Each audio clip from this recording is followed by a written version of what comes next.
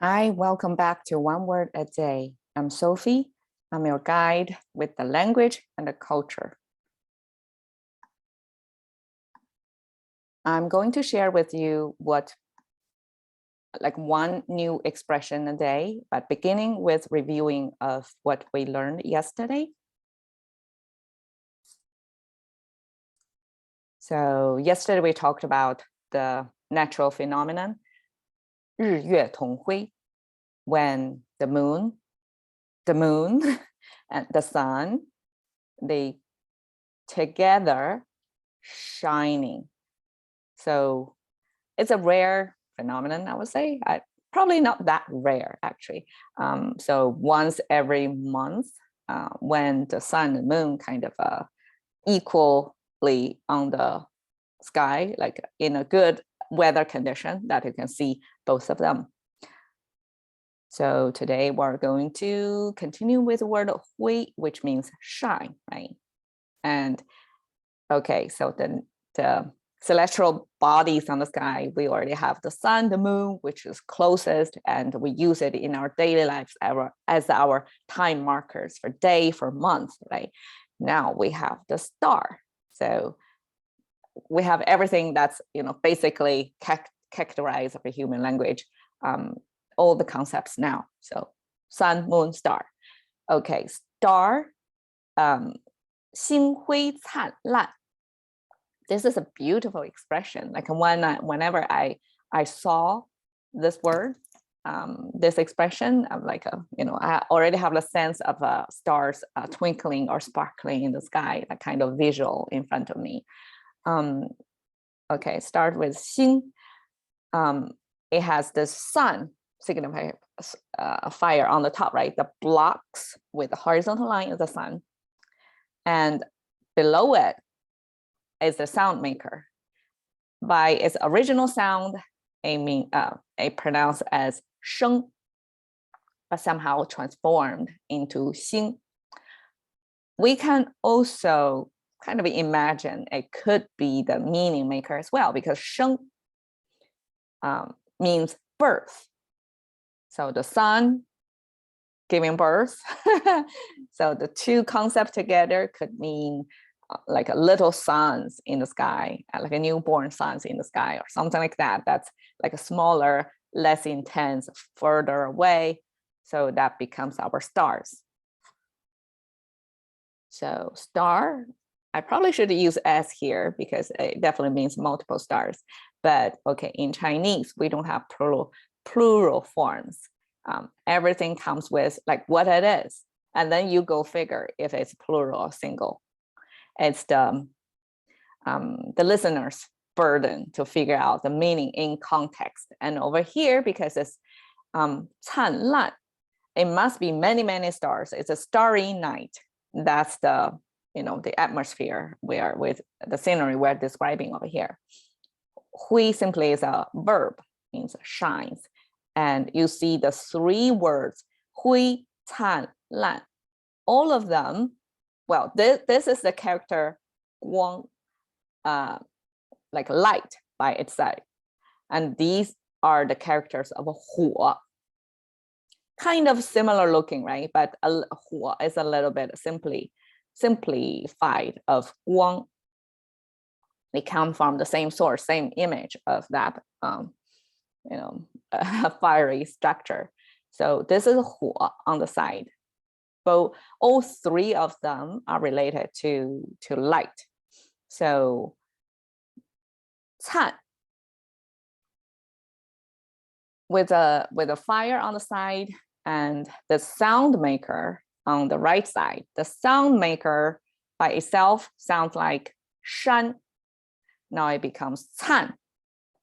And the 山 means mountain. You can see it's kind of visually, we have three peaks with the middle, the highest, kind of normal distribution looking, right? So we have the peak in the middle and the two sides. That's 山. Altogether, it means bright. So like this, what's his name? Sorry, a pop song in America because the stars shine bright in the sky, something like that, right? That's the bright. That's exactly what's described in the sun. In the song. And lan, it also got a fire on the left, and then got the lan, the sound maker, on the right. So lan by itself simply means a fragrant plant, very pleasant, right? And this is how it originally looked like. That is traditional Chinese.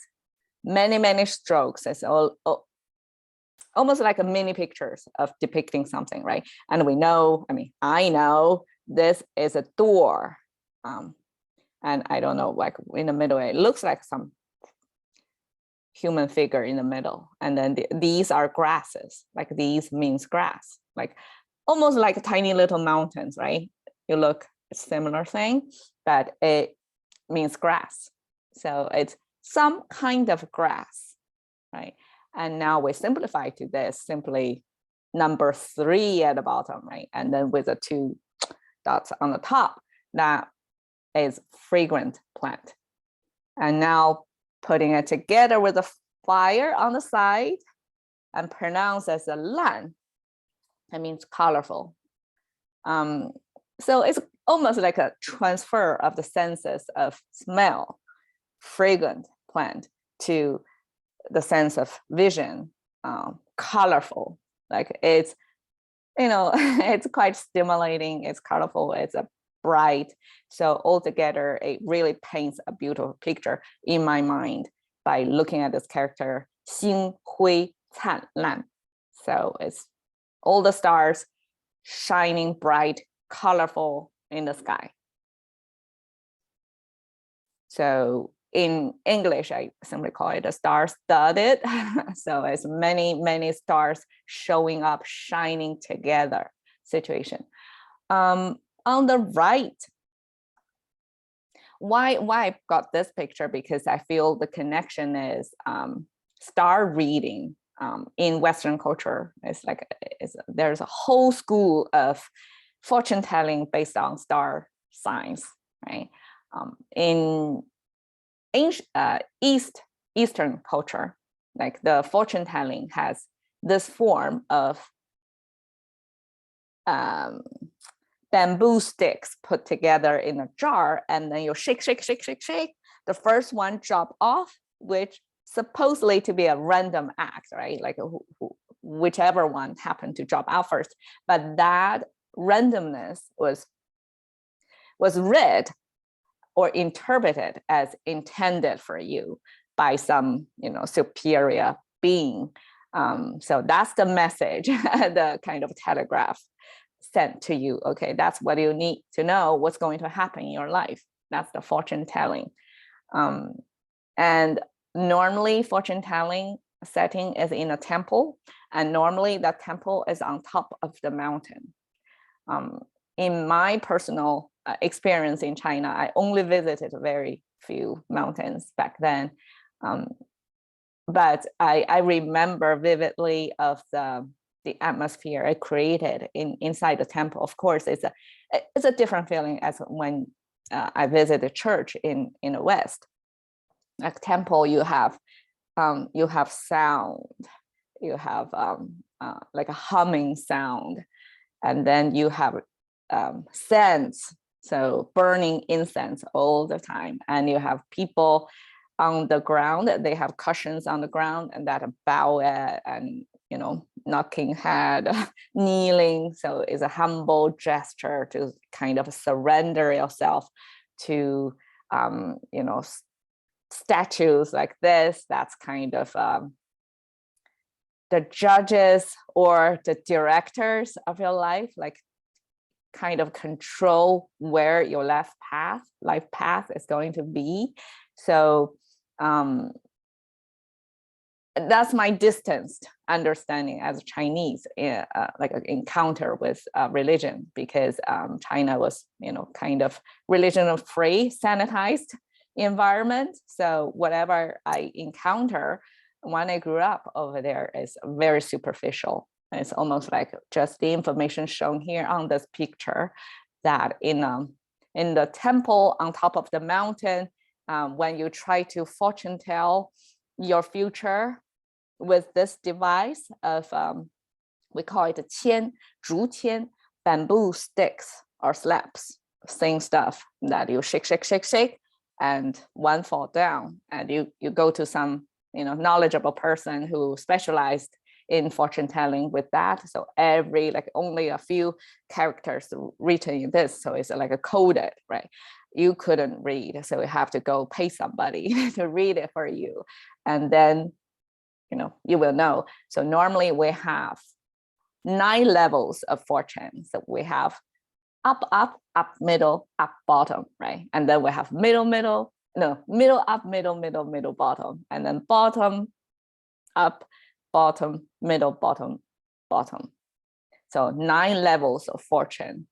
If you got up, up, or top, top, that's the the best version you can pray for. And this, I would say, is a fun way. We know in the West, Chinese restaurants often provide fortune cookies. So it's a kind of a fun, playful way to let you have something to chew on after chewing on the food. You're chewing on some thoughts directed at you. It may or may not apply to you, but in the context of a fortune telling, it puts you in this framework of, okay, you're reading something about your future, or you're getting some advice of how to navigate the future. And that makes it fun, and that makes you really chew on it. So I hope you enjoyed the show about a star-studded expression, and about how how in the East temples we read fortunes over there. I hope to see you again. Thank you for your time.